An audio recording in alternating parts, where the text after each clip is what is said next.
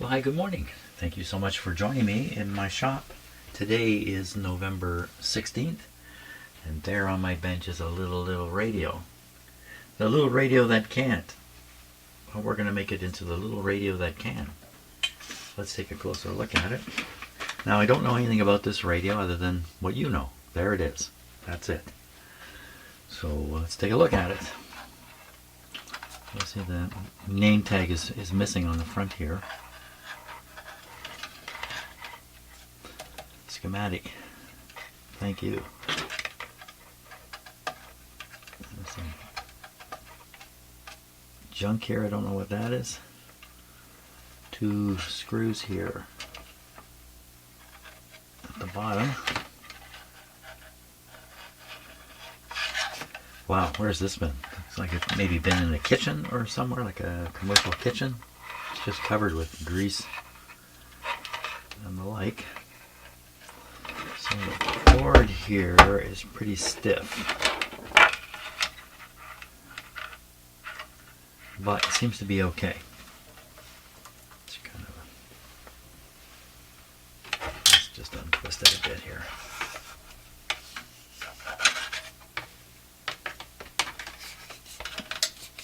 Straighten it out a little bit. Okay, so I don't think there's too much need to plug this in. There was a sticky note on it that said it hums, and I'm no surprise in that. So I think we could plug it in and hear it hum. I don't think there's any need to. What we need to do is get it out of the cabinet, take a look at it, and whoa, deal with the hum here. That came off easy. Okay, 2 little screws on the bottom.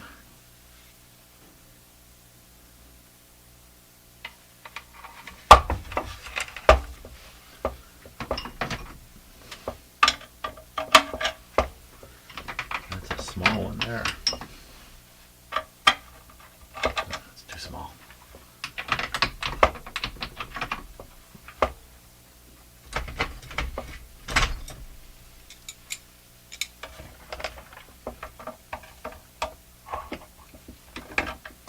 What's going to happen here? The screw is going to spin, I would imagine. Yeah, once we get this loose, it'll be.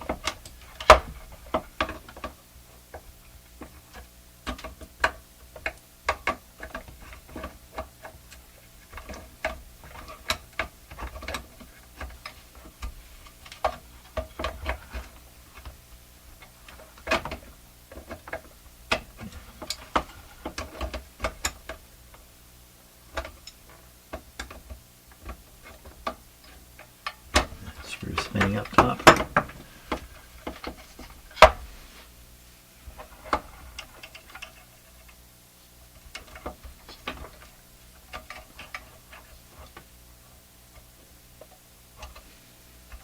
First challenge of the day. Right away here. It's a bit of an awkward arrangement.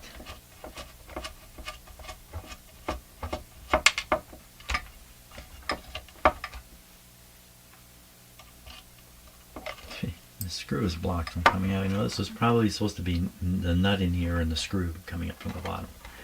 And somebody's put it on upside down. This screw is trapped.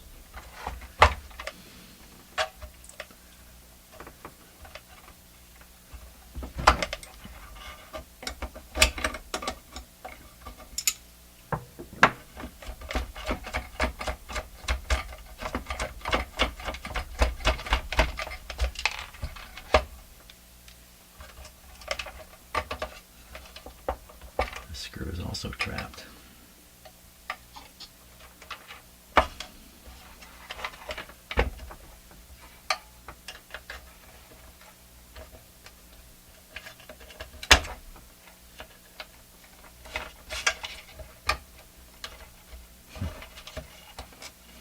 Must have been quite a battle getting him in there.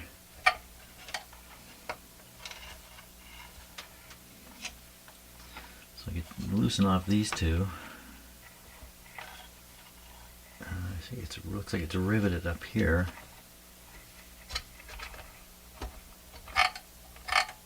This bracket is not part of the radio though. What's it up there for?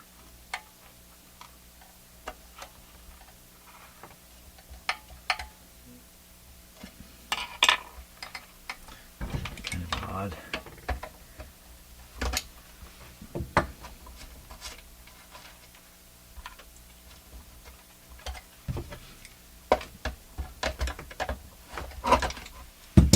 There's a washer here, but no washer there.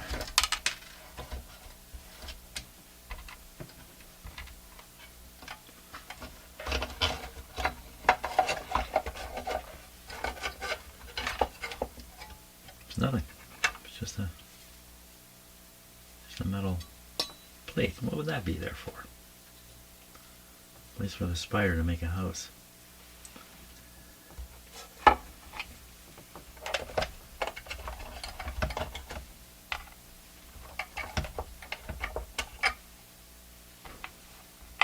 There's another metal bracket at the bottom here.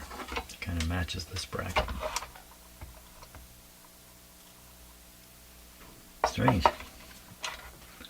Okay, it looks like the whole thing is going to come out, speaker and all.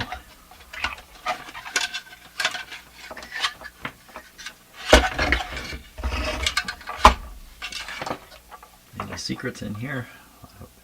Wax or something all dripped into the bottom here. No writing, no nothing. And as for the condition of the cabinet, it's good. Like it's not cracked or anything. Okay. What do we got for a radio here? Let's just put these screws away before it's too late.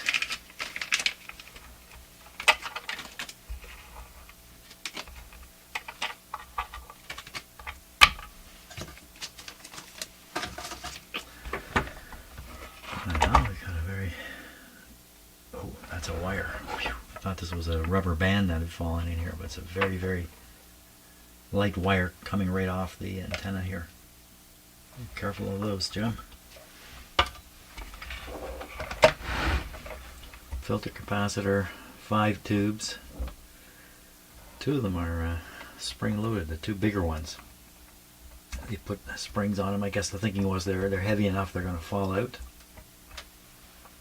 These ones must not have been a worry. Output transformer, this looks replaced to me. It just doesn't look, this just doesn't look like the rest of the radio here, but I don't know, could be wrong about that. Speaker is okay. It's taken a bit of a hit right here, but it's not torn or anything, so very good. Let's take a look underneath. Yeah, put my finger through the speaker there.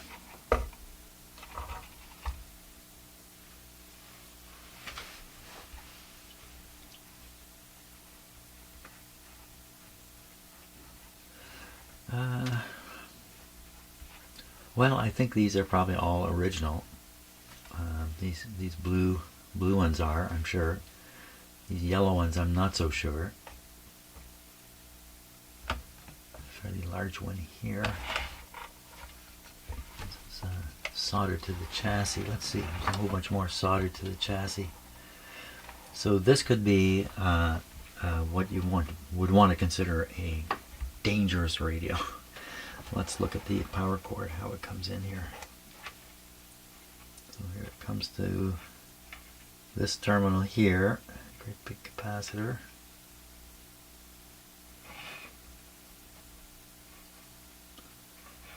So on the back here, you normally have the on-off, 2-terminal on-off arrangement. There's 3 terminals here. 2 of them are tied together. This is probably the grounded side of the volume control here. This is probably all the B minus, if you like. Now the question is that the question's answered. So is this connected straight to the chassis? Yeah, you can see a bare wire, a lot of bare wire in here, right to this chassis, right here, right in the center. Probably not by accident. That means with the unpolarized plug, you'd turn this radio on. You don't even have to turn it on. You just plug it in, whether the switch is on or not. This whole thing's going to be, not whole thing, but the chassis can be live at 120 volts, full blown. There's another very, very light wire right here on this coil. So there's some unprotected wire here. Dude, this looks like it might be new. Bet you it isn't though. So it's humming. The cause of the hum would be this filter capacitor here. I can't really read it. And the lettering has kind of gone funny. I'm trying to read the values on it. 150, I think it says working volts. I think I can see that. And it looks like 10, 20, 20 written in a row. 10, 20, 20. So, look under here. First thing we want to know is how have they dealt with the outside of this. So the metal outside has been screwed tight to the chassis here. So there's no insulation. This isn't an isolated thing. Often when these are, there's a cardboard tube slid over top of them too. Make sure you don't touch them. So this is solidly down. And this means the shell is probably the negative. And there's how many terminals under there? One. There's 4 terminals underneath here. One of them is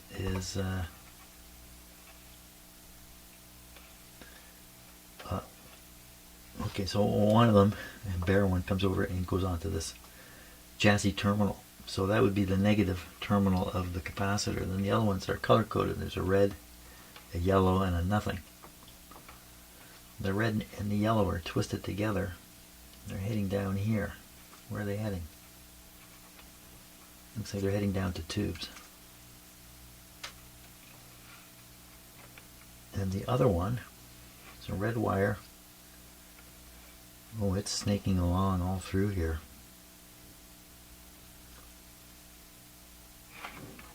So I'm not quite sure of anything, just looking at it. It's a fairly large wattage resistor here, 2K says right on it. It's between this terminal and this terminal. They're probably the two that are feeding screens and plates in the tubes. And this yellow one here is probably a bypass. It's working its way to one pin on the output tube here.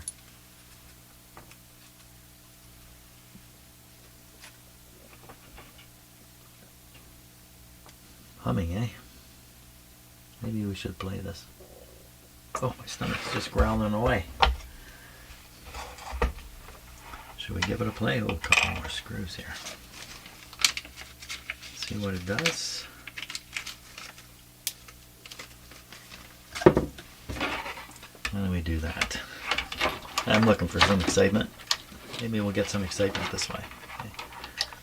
So this time plugging the radio into this. This is driven from a isolation transformer and this guy here. And these dim bulbs that were kind of dim. You can't see them up there. So we're going to power this guy up first with a switch off. Through these lights, nothing should happen because the switch is off. Sometimes stuff happens. Nothing's happening here. 115 volts, but when we turn the radio on, it will draw power through these lights, and that will drop the voltage a little bit at the radio. So I'm going to turn it on here. You can't see what I'm doing. Here we go. Ready for a hum. Okay, so this is proper behavior. Tubes are good in terms of their heaters that are warming up. The hum is coming. The hum is coming.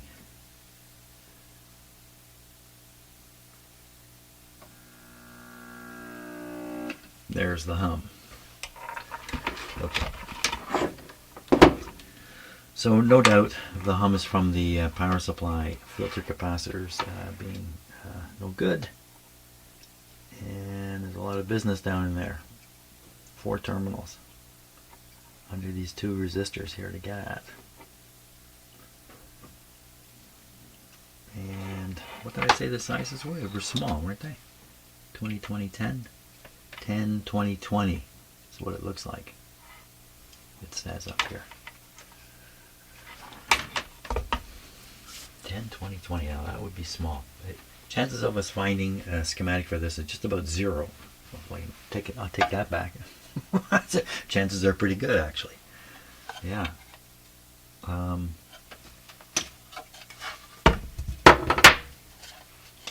That's right. Okay. Coffee time. Okay, let's take a look at the schematic here. So right at the top, 5 tubes table radio model number 1. Circuit diagram. So there's a chance this radio was literally the first radio made by the company that made this. And maybe this was their last radio. Who knows? We don't know the name of the company. It's not even written on this page. It's fallen off the front of the radio, and often these radios, all they say is Japan. They don't say much more than that. So this is a pretty simple, basic, straightforward radio.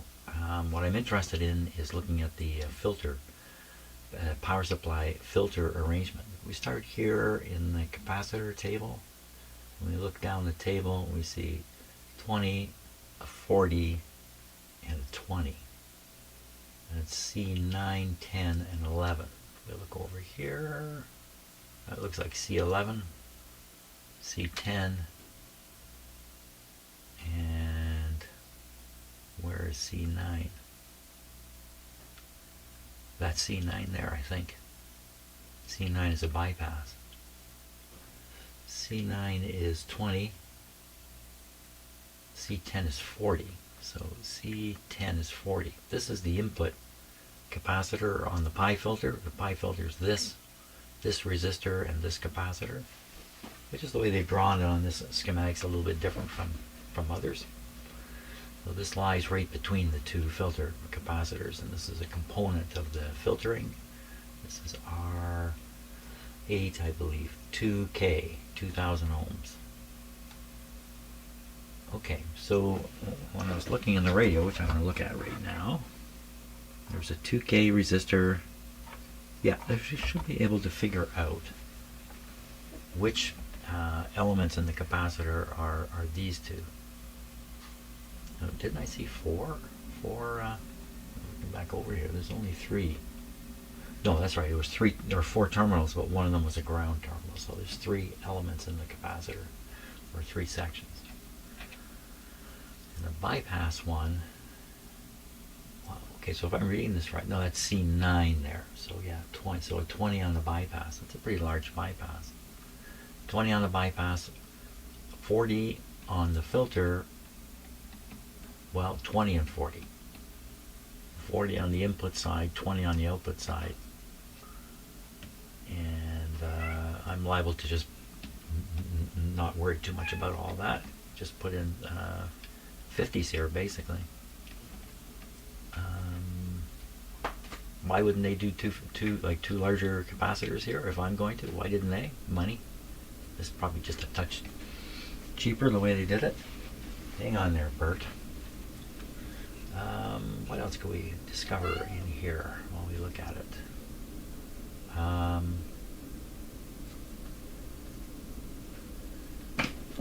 Nothing unusual. There's nothing unusual in here. It's just unusual how they've showing some of the things.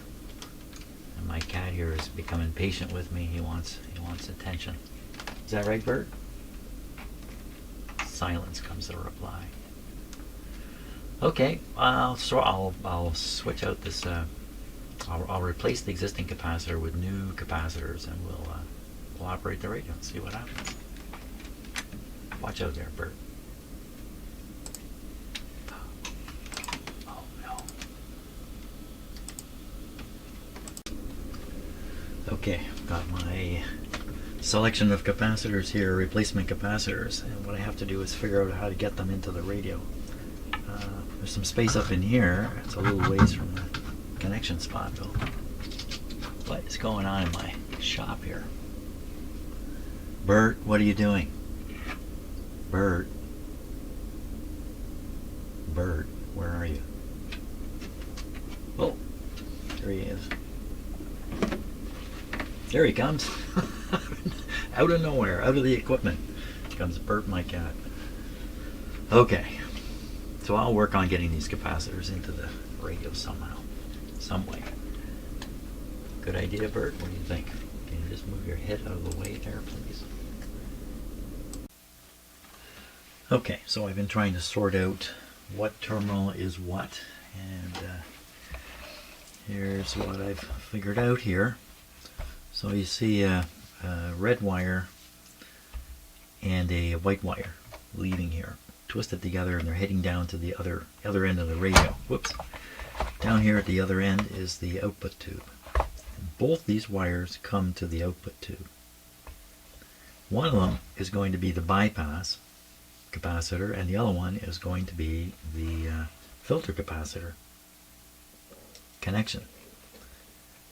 So which is which? So you might right away go, well, I think obviously the white wire is going to be the bypass, and the red wire is going to be the B plus, and that's correct, in fact. So here's a 2K resistor, and it's tied to this terminal.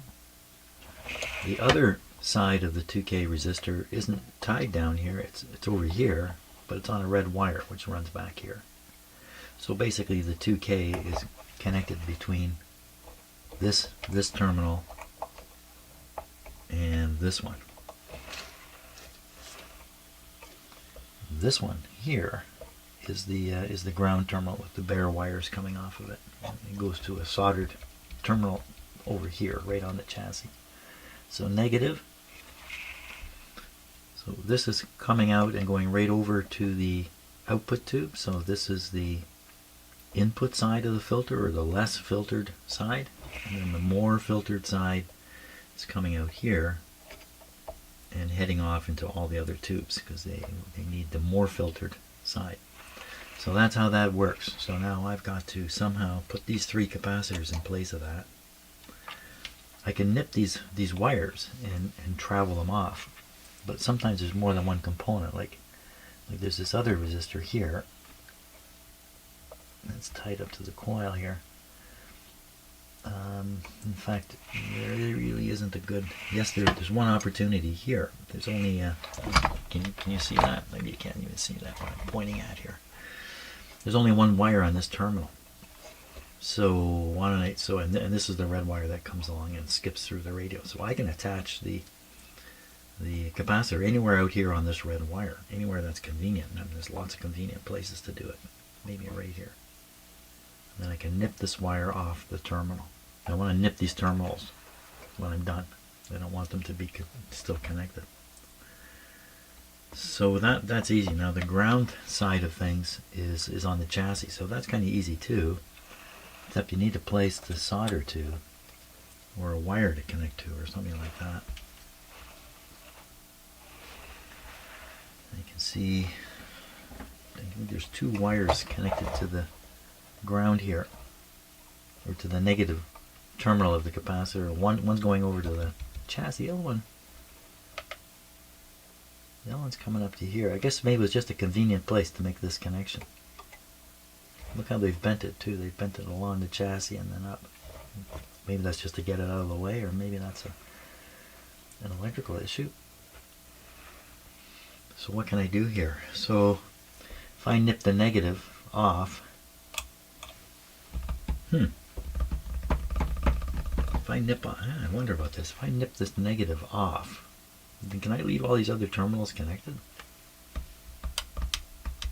How isolated are the capacitors in here? They must be completely isolated, really. Just like these on my bench. Yeah, but that's not going to help. I just think one step further and I realize how stupid my thinking is here, so I'll stop doing that. Okay, well, I can nip this ground off and just leave it. Just shove it off to the side here. It won't make any difference. I can nip off the single red one and its wire, and I can put a capacitor somewhere over here. Let's just put one there now. Then I can, got two more to go, so I got space in here. Stick one in here somehow. And I think I have space down this way. Get another one in here. Connect to the terminals and then clip the terminals off. Okay, that's the plan. So the first one would be to go after this red wire one here, and that's on the output side. That's the most filtered side. And when looking at the schematic, I'm going to look at it right here. The most filtered side is, I can't look at that. What am I trying to figure out here? Where the 50 and the, let's look at the schematic on the screen here. It's easier. I just do that. We want to look at the sizes here. So, so this is the input capacitor at C10. C10 is the big one. So I've got the big one right off the rectifier here. So I'll put the big one there. And okay, I got it. I got the picture. Okay, I've got 3 new capacitors installed in here, and I've cut away the terminals. I'm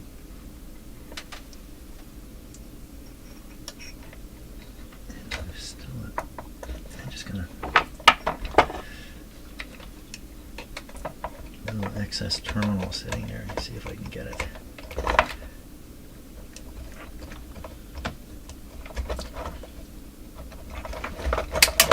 Whoa!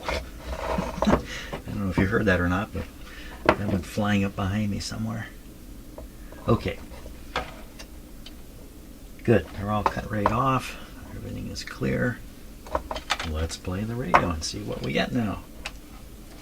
What can you expect from a little radio like this? Where's its antenna?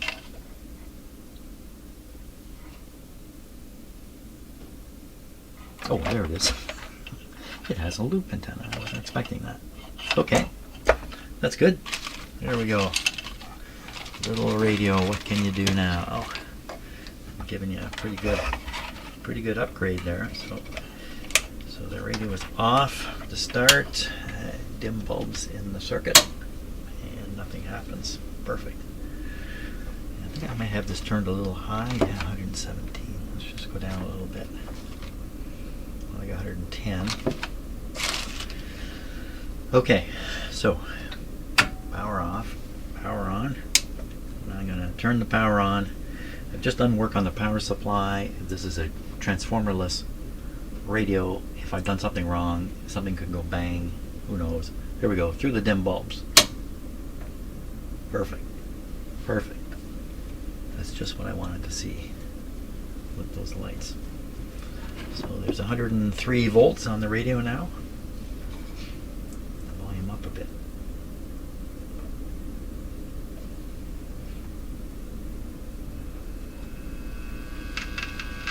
Ooh. She's humming. Now that's a different kind of hum from the power supply hum.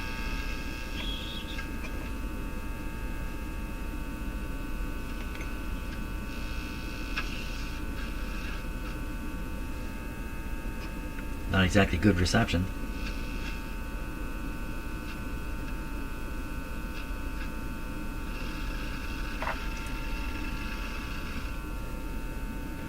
She's really humming. Humming way more than I would have expected after doing what I did. Huh. Okay, it's possible the tube is causing the hum. So we might as well do a round of tube testing and see what we find out. So, okay, tube testing is next. So I was going to get this tube out of the radio and started working the clip here, and I decided I would try to pop it off like this, and it snapped back onto the tube and blew the top right off the tube. This tube is shot. It's wide open. It blew a hole in the tube.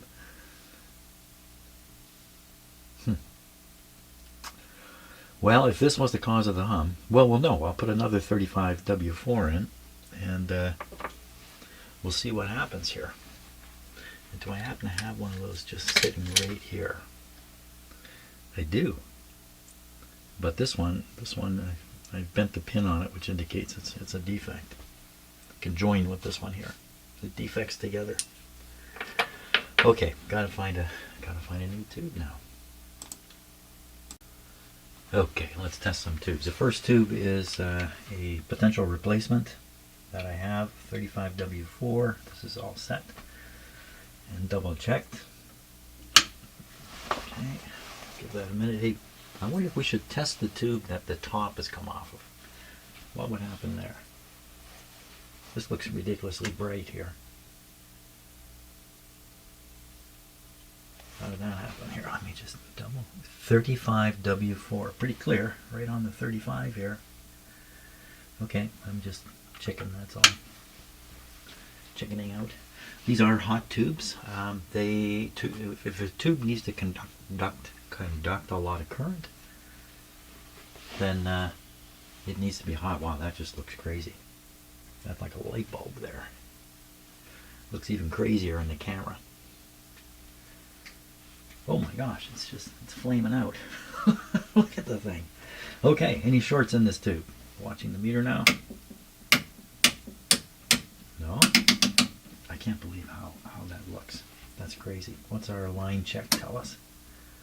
If anything, we're a little low. Okay, so diodes and rectifiers got to get above my finger here. And it's well into the spot. Oh my gosh, look at this. Do I touch that? Wow. I don't know what to think of that. That just looks crazy bright. It's still hot. It's still red. I don't have any reason to doubt it, other than the way it looks. Okay, so what we're going to do, we're going to take this topless tube now. We just got air inside it.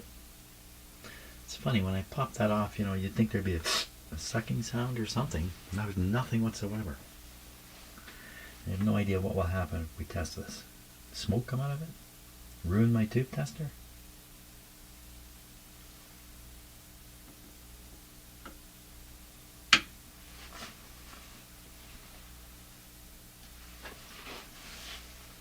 Well, it's not even heating up.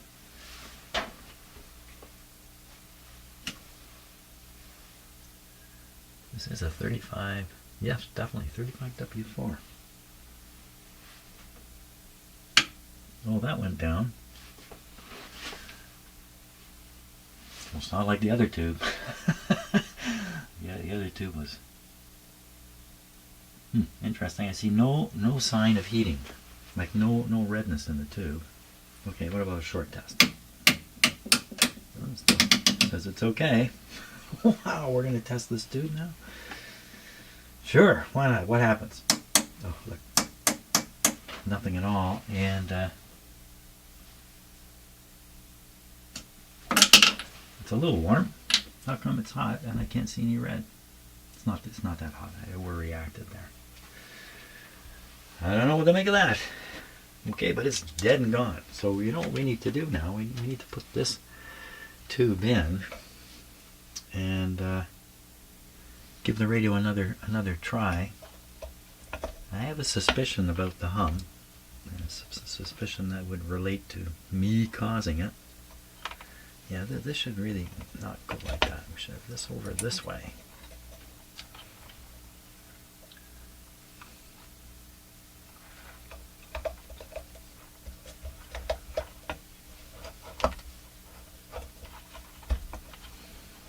Should go like that. There we are. My coffee maker beckons. Okay, let's try another run here. I would give this almost no chance of being better. Here we go. Okay, a little action on the dim bulb. Look at this thing's getting as bright as can be here again. She's a bright one.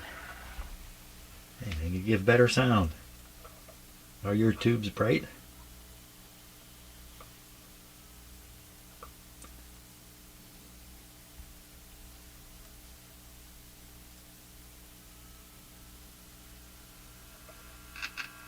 Same thing. This could be a tube socket, a tube like so.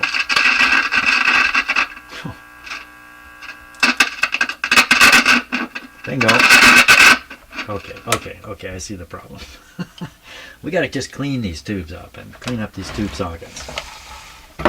That's, I think, is probably what's really going on here. Okay, so what I will use, I'll use this stuff here.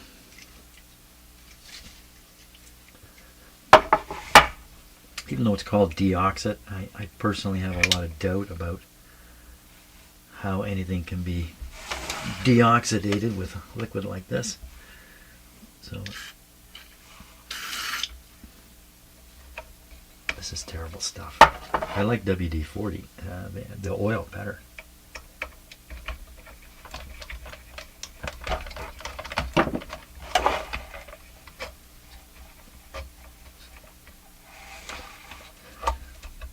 These feel very loose in the socket too.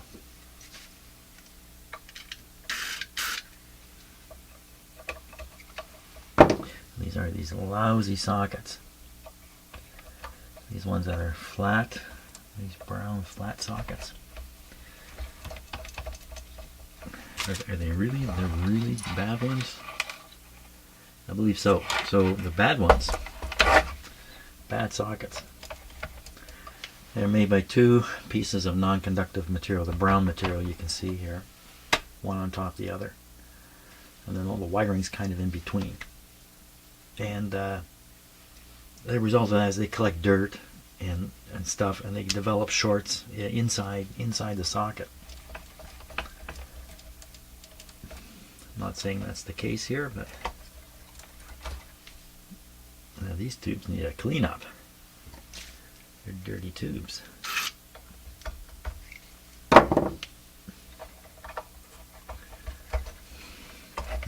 When I spray that stuff, I'm hoping some goes down the hole. This is really loose.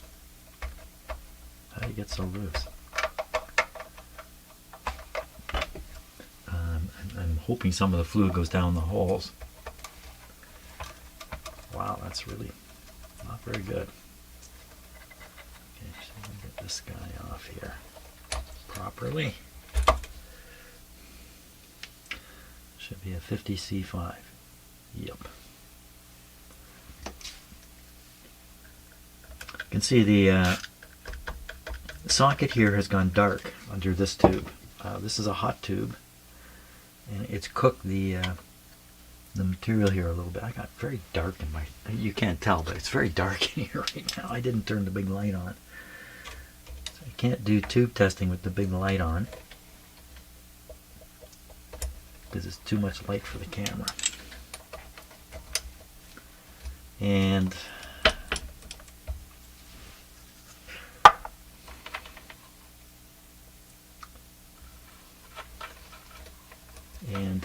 I might as well do this one too.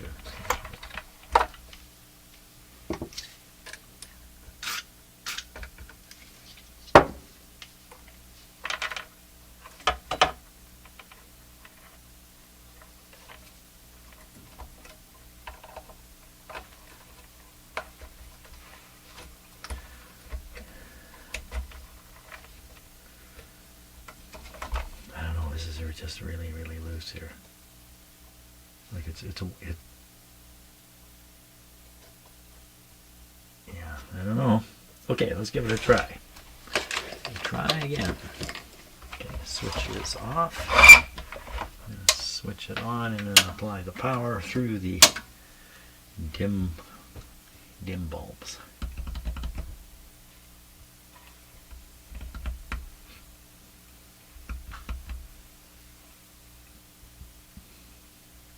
Now I don't know that all these tubes are making contact even as it sits here. There we go.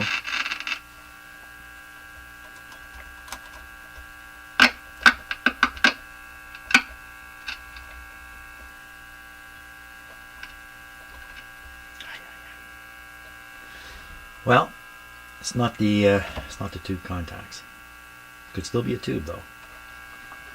We should continue the testing just to eliminate the possibility. Well, what can happen in a tube? You know, the tubes are heated with alternating current in the heater, and then that is every designers of the tubes and everything do everything they can to make sure that that alternating current in the heater doesn't affect the rest of the tube. But there's no guarantee of that, especially if a short should occur or a partial short between the heater and the cathode. You know, the heater, the cathode is wrapped around the heater, and the heater wire has an insulation on it, but it can break down, be in contact, and then you'd have AC right on the cathode, or you'd have a resistive connection between the heater and the cathode, and still get some AC onto it.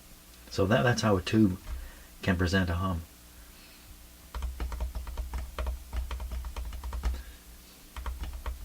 Well, I was just thinking it would be interesting to power this up on DC, and I'm not sure you can do that with this particular radio. I think you could, and see what happens, because then there'd be no hum. There would be no hum. Okay, so this should be an AV6 tube. It's a 12 AV6. Right on. Okay, we're going to test. I'm going to continue with the tube testing.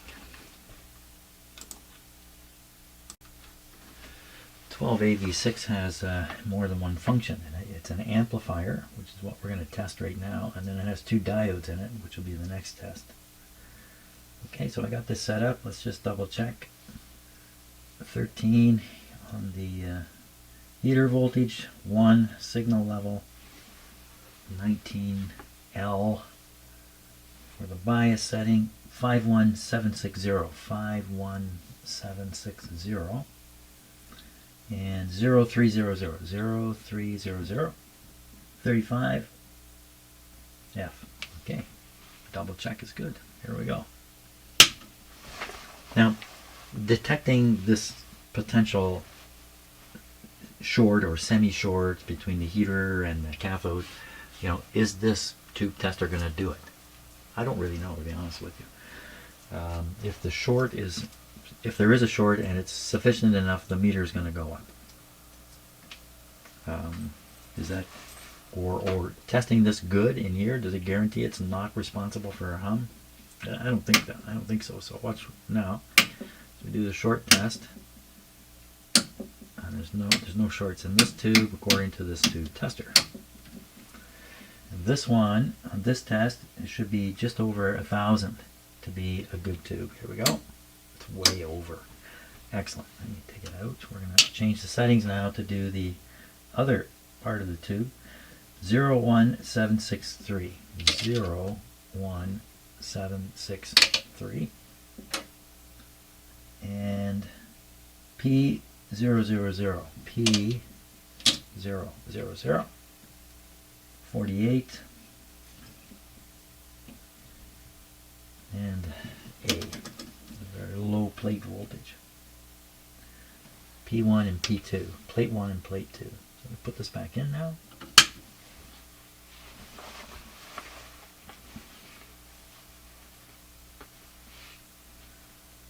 Okay, look for shorts again.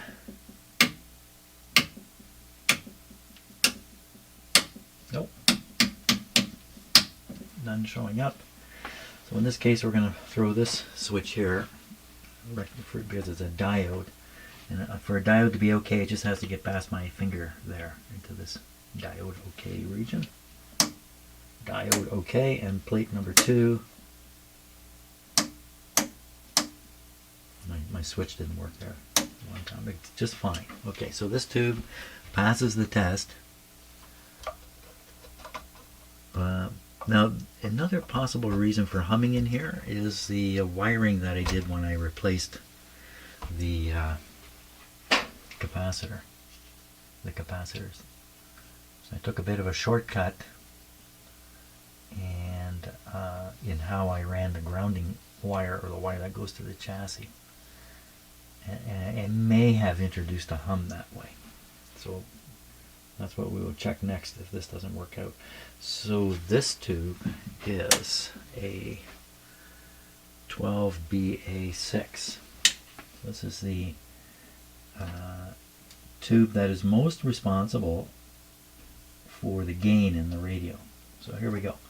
13, signal level 4, 10L for the bias setting, 52763. 52763. And 4120, 4120. 33. C. Now I don't have to double check this because you've been watching, and if I made a mistake you'd let me know, I'm sure. Here we go.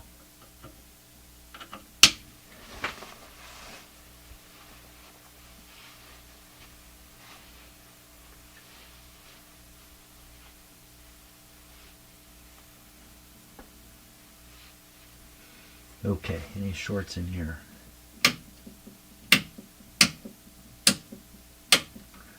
None found. And this tube should come up to just 1,000. This is the reject point, by the way. This value I'm giving is the bottom of the barrel test result. That's way over. Very good.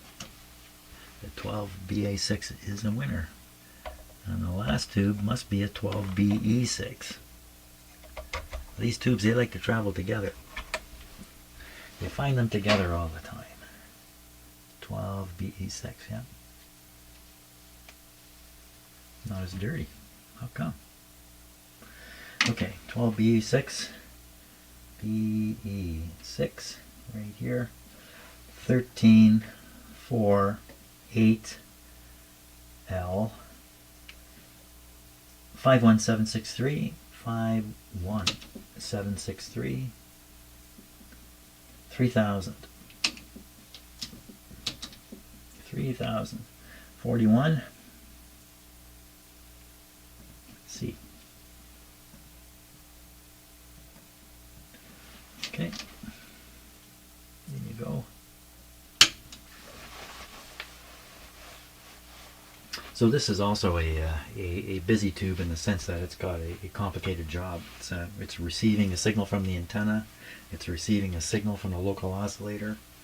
It's got to mix these two things inside itself and produce the products from mixing those two things together. And if any of the products happens to be 455 kilohertz, you hear it out the speaker. There we go. No shorts, so we've not found any shorts in any of these tubes, and it's no surprise. 1570, so just past the middle. No, these are full of good tubes here. It's a good tube radio. A good tube. A good tube radio. I guess that's how I have to say that. Well, we haven't solved the hum. I'll show you what I was talking about here, if I can.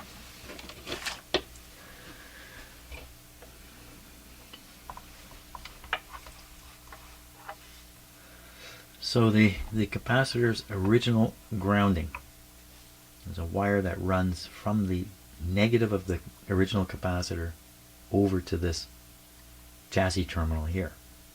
Then there's a wire that runs back up here. And you see I cheated. I hooked up onto this wire right here with the negatives of these two capacitors. The result of that is there could be a current flow on a piece of wire between here and this, I don't want to call it central ground point, but let's call it that. There's another one over here. A more central ground point. If there's current flowing in this wire, it'll develop a small voltage drop. And how would that be a hum? How would that be a hum, Jim? I don't know how that would be a hum. But anyway, that's a difference that I have in the way I've approached this. So I may have to disconnect the negative from these two capacitors and run a wire over into here and see if that eliminates the hum. There's other possibilities for hum here, but not too many. Like for instance, somehow the filter capacitors I put in didn't work out. That's a possibility too. Not very likely though. Just looking everything over again. Make sure there's nothing stupid. Like I have a pretty good solid practice of putting in these capacitors backwards. I don't know what goes on, but not these. These are incorrect. Yeah, these are in correctly. I don't want to just start randomly replacing capacitors here with no idea of like I like to have some kind of theory to go forward with. What would be the theory? So the best theory now is the power supply is still humming, and we should look into that. These are a little loose here, huh?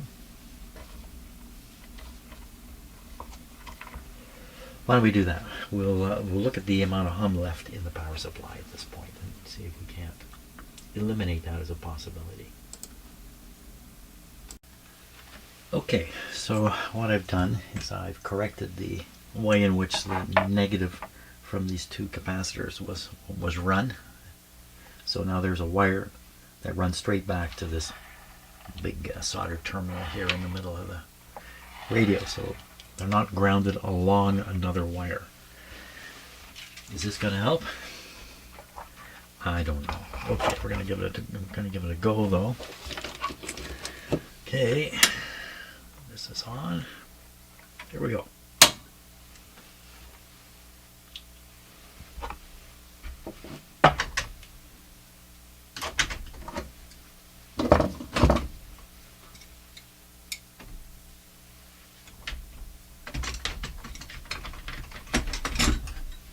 Okay, radio.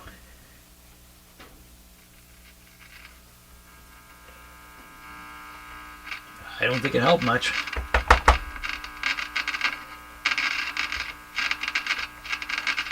Dirty volume control. This volume control is not doing much in terms of the volume. You can hear the radio now.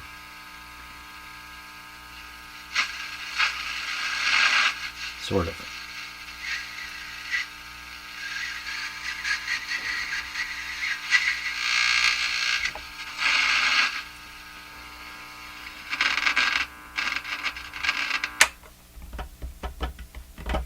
Well, it hums still. I didn't have much success today with getting rid of that. One last thing. We will do the volume control cleanup. I've had some surprising results from doing that in the past. First we'll tip this so the fluid runs in. I had a couple of cases where entirely dead, was this still turned on? Oh, it is. It is. Entirely dead radios. That was the volume control. Is that likely the case here? No, I don't think so. Okay, so let's turn it over again. It's not sitting on these tubes. One more try.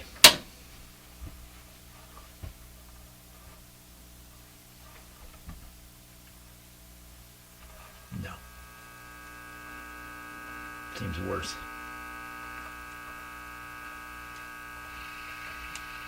So turn it up, you do get some radio sound.